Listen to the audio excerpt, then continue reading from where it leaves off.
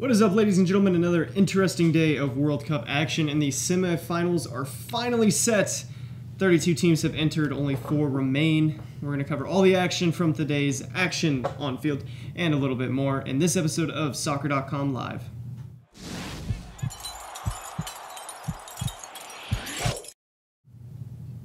Hello, everybody, and welcome to the Soccer.com Live set. I am Cole here with Adam and Martin, and gents, another thrilling day of World Cup action. I don't know, where do we want to start? Is it coming home?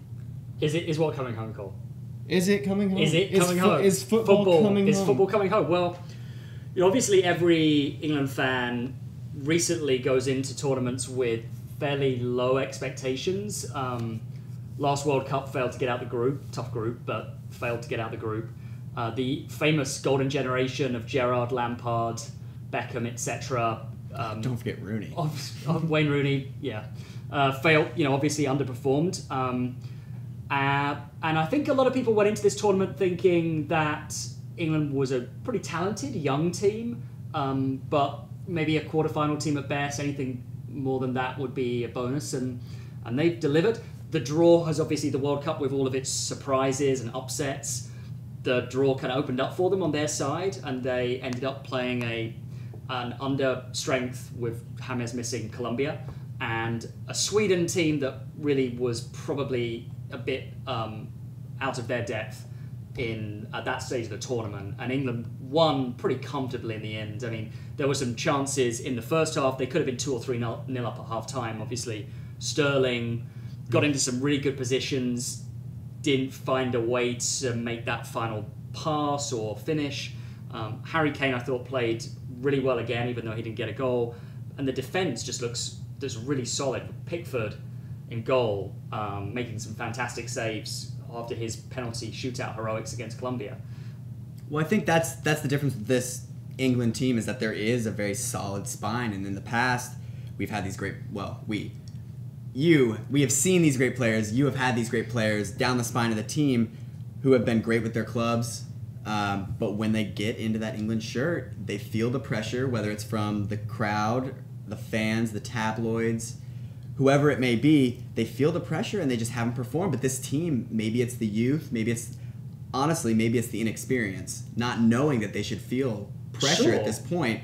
I mean, there's only, two starters who are over 25 years old. Mm-hmm. So it's great to see. I love watching these players in the Premier League week in, week out. So I really enjoy seeing them be successful. And it's a great group of people, I think. We can all say that. But it's really interesting to me to see how once you get a solid foundation in the back between Maguire, especially Maguire, Stones, and Walker in the back, and then you work through the midfield, what can happen for England. Yeah, let us know what you think, having watched today's game. If you did, obviously England maybe yet to play a top-tier team, and they'll come up probably, against Croatia in the semi-final, against probably the best team they'll have played to date. Yes. Do you think that they have a chance? How do you think that game will go against Croatia? And I guess that tees us up for talking about Croatia next. That does tee us up. Well, actually, I might kick it over to our resident Croatian fan today, since he's rocking the jersey. Today.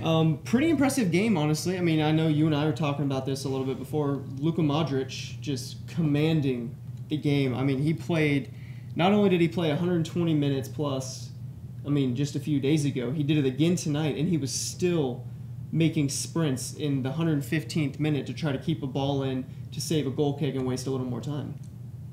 I don't know why we keep being surprised. Danny says up here, Danny Coben says, Modric, best player at the tournament so far? Maybe. He's making a case for it. He's in the running for that golden ball. And it obviously depends on how far Croatia goes, if they can make the final. But he has been, and it's hard to say that he's been a revelation, because we see it every single week with Real Madrid. We've seen it for the past 4 years. People would always say, oh yeah, he's too small. He's too slight. He might not be able to dominate the game like a bigger player would, like a Fellaini would, the real GOAT. But Modric has been absolutely amazing in this World Cup, especially for Croatia, being able to dominate the midfield. Someone that we were watching with today remarked he's kind of like a more attacking Conte, where he'll go around the midfield, he'll be jogging around. You never really see him break into more of a 75% sprint most of the time, but he is always near the ball, and it's just amazing how he is always around the ball, always starting attacks for Croatia, always breaking up play on the defensive side. He might be one of the best players of the tournament, and he is the main reason why Croatia is able to say that they're semifinalists for the second time ever. Yeah, I mean, I've been racking my head since we started this conversation. I'm thinking, about players for France, players for Belgium. Harry Kane. Harry Kane would be up there. You would think if England were, say, to get to the final, maybe he wins the Golden Boot.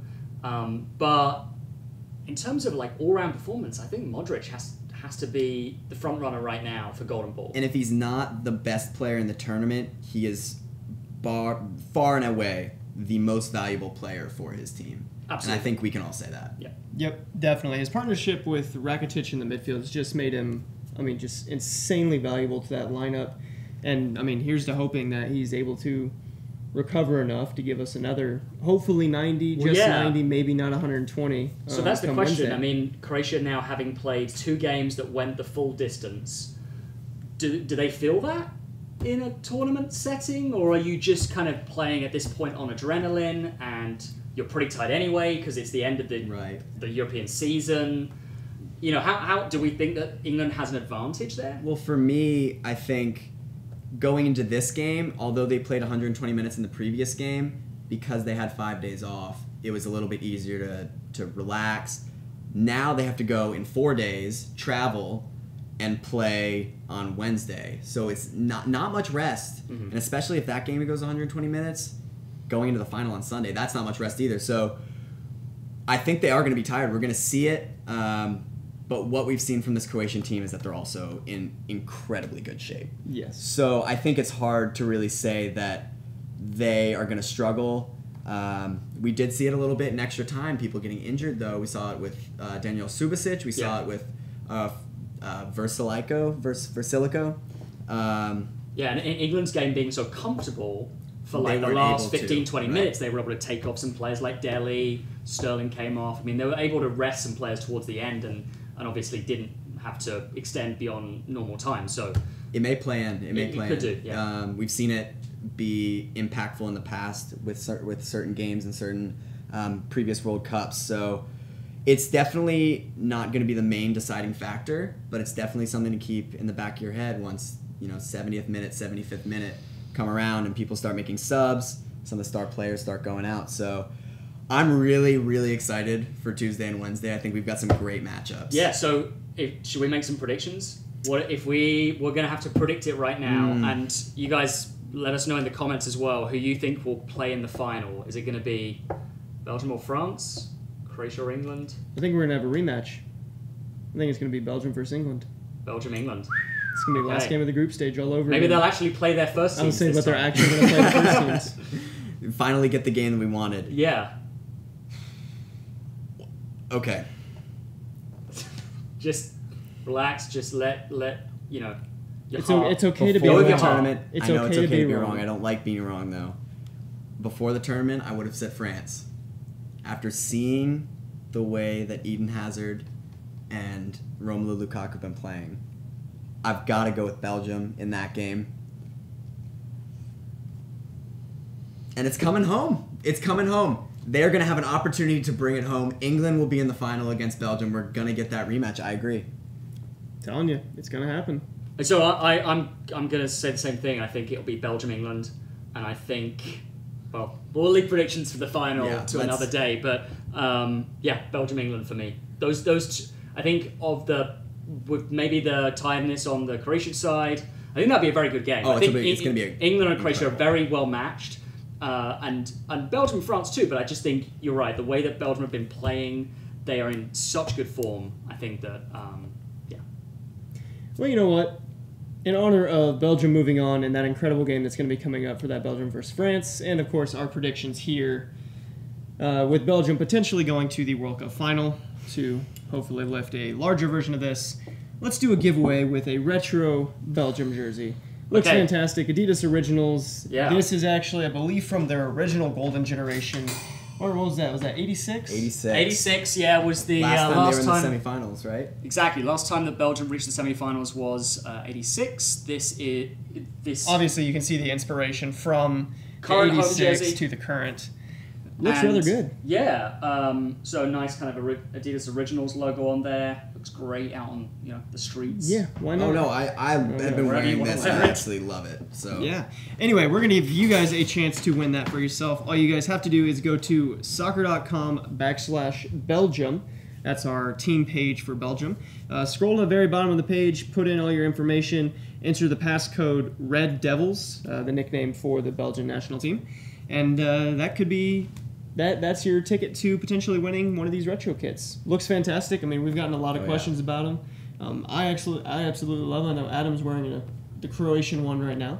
But yeah, we're a big fan of them here. Love them. Yeah, if you just want to see, soccer.com. if you just want to see like a full collection of retro jerseys, just simply go to soccer.com and search retro, and they should all come up. We've got a great selection. We've got these. We've got some of these Adidas Originals. So this is what I love. I love the regular jerseys, but I also just love those retro. Yeah, a lot of the jerseys. current It's all about the jerseys are classics. selling out now as we get to the latter stage of the tournament. So you can either get those, or if you want something a little bit unique, that's a retro jersey certainly sets you apart. Whether you're at the bar watching the game or with your friends, wherever. Yeah, definitely. Two things before we go. One thing, I saw a comment from Yulissa. Yulissa Bueno said, the Croatia-Russia game had me so stressed out. I'm not a fan of either team, but that was a game I'm so glad I sat down to watch. Phenomenal game, phenomenal players. That has been the entire World Cup. That is the entire World Cup in a nutshell. That's why we come together every 4 years, and this is like such a big deal for us. It's pure football. I think Phenomenon. a lot of us in the US were a bit worried going into the World Cup. Obviously, with the US not making it, how would the US kind of sports fan kind of receive the World Cup? But from just anecdotally, I think that the excitement of this World Cup, with all of its twists and turns, has made it still interesting for a lot of sports fans, even though the US isn't there. Right. It's been great. It's been fantastic for like the casual soccer fan because there's so many teams to root for, but you never know who's going to win, and it's so exciting. I mean, and it always helps that there are goals being scored. So that's always great. Last thing, just coming in, just got a notification on my phone. Apparently, there has been a video that was out on social media and has since gotten deleted, an official Juventus video announcing that they have a new number 7. So, Ashley Young?